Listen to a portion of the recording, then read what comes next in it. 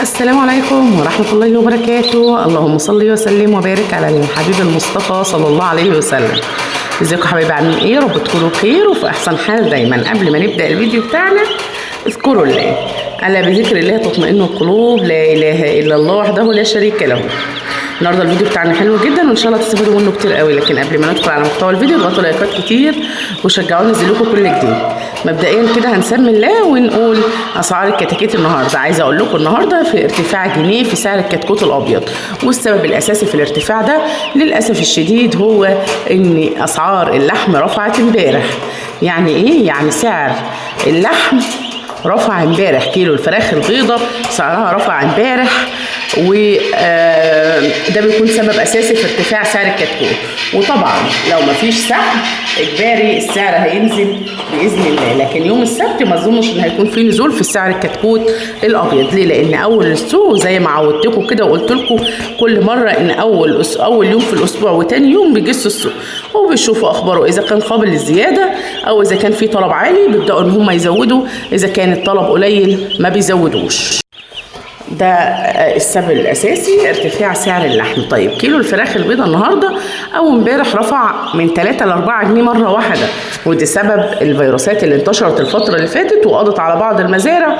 وعايزه اقول لكم ان كل اوزان الفراخ في السوق حاليا للاسف الشديد من كيلو وربع لكيلو ونص، لان الناس كانت طالعه من الفيروسات وكانت بتبيع بقى البواقي عندها وخلاص. لكن باذن الله من بدايه الشهر او شهر 5 هيكون اغلب الفيروسات انقضى عليها تماما، لانها ما بتستحملش تعيش في الحر.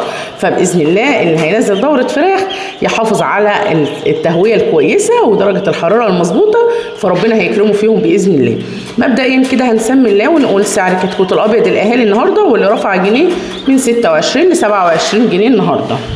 اما كتكوت الشركات النهارده واللي بادئ من 29 النهارده بادئ من 29 لحد 30 جنيه و31 جنيه في بعض الشركات كمان. وعايزه اقول لكم ان سعر البلدي الحر النهارده نزل جنيه وبقى 9 جنيه، والبلد المشعر النهارده نزل جنيه وبقى 10 جنيه برضه. اما البلد الهجين النهارده 11 جنيه، والهجين العالي 15 جنيه، والساسو الشفر 17 جنيه، وساسو جلتاني 14 جنيه. اما الرز فرز البرابر النهارده 15 جنيه، ورزي على وشه النهارده 17 جنيه، ورز فرز ديوك النهارده 21 جنيه، وجميزه بيور النهارده 21 جنيه، وجميزه للبيض 17 جنيه. اما بالنسبه بقى لاسعار السمان، فالسمان الاسود النهارده 3 جنيه وربع، والسمان الابيض النهارده 4 جنيه ونص.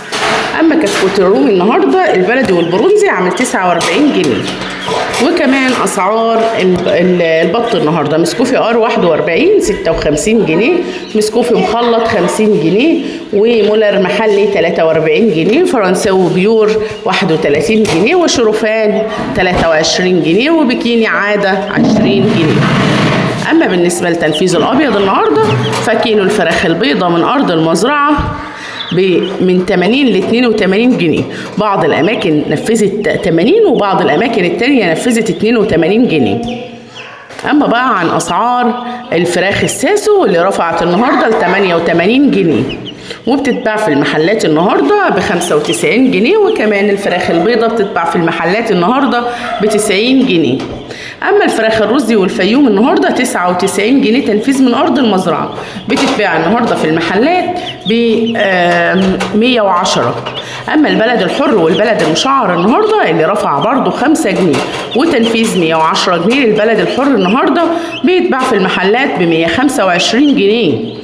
اما بالنسبه بقى لاسعار الرومي النهارده الاسود تنفيذ 130 جنيه من ارض المزرعه، واللي رفع 5 جنيه امبارح بيتباع النهارده في المحلات من 140 ل 150 جنيه.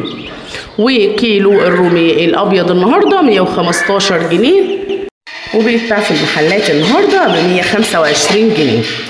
اما عن اسعار البط النهارده فالبط البلدي النهارده تنفيذ 125 جنيه من ارض المزرعه، بيتباع النهارده للمستهلك ب 140 جنيه. اما البط المسكوف النهارده 95 جنيه من ارض المزرعه، بيتباع للمستهلك النهارده ب 105، وبعض الاماكن بتبيع ب 110 جنيه. اما بالنسبه للبط المولر النهارده 80 جنيه تنفيذ من ارض المزرعه، وبيتباع النهارده للمستهلك ب 100 جنيه. اما البط الابيض النهارده او البكيني تنفيذ من ارض المزرعه 65 جنيه للكيلو، وبيتباع في المحلات ب 75 و 80 جنيه. كمان اسعار الارنب النهارده 100 جنيه تنفيذ من ارض المزرعه، بتباع للمستهلك ب 110 جنيه.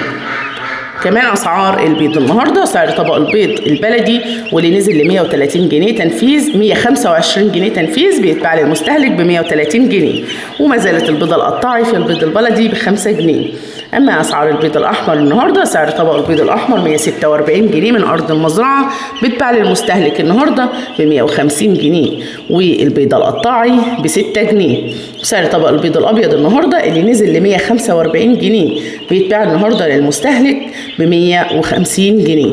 وسعر طبق البيض سعر البيضه النهارده في المحلات ب 6 جنيه.